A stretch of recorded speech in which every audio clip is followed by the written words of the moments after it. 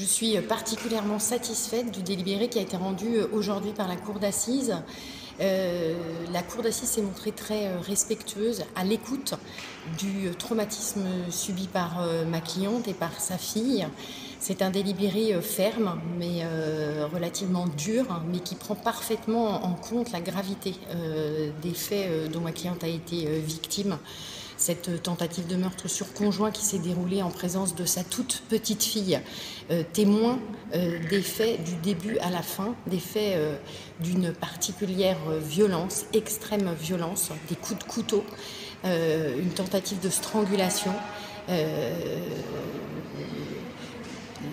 20 ans de réclusion criminelle, ça m'apparaît particulièrement juste dans cette affaire. Et au-delà, la Cour a considéré en fait que monsieur définitivement devait quitter le territoire français, que lorsque quelqu'un se rend coupable d'une tentative de meurtre sur sa compagne, au surplus en présence de son enfant, il ne peut pas rester sur notre sol.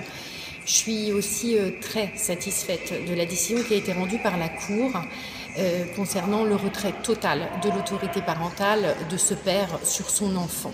La question, c'est tout simplement de savoir si cet homme, compte tenu du caractère ignoble des faits qu'il a commis devant sa petite fille, sur sa maman, eh bien, si cet homme, il est encore digne d'être père. Et là, la Cour, elle nous a répondu de manière parfaitement claire, non, il n'est pas digne d'être père.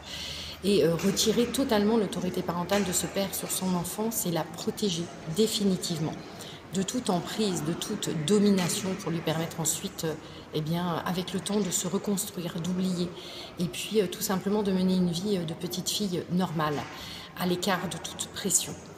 Je suis satisfaite aussi du délibéré sur intérêt civil parce que je considère que la Cour a pleinement pris la mesure de la gravité du préjudice subi tant par cette femme que par son enfant.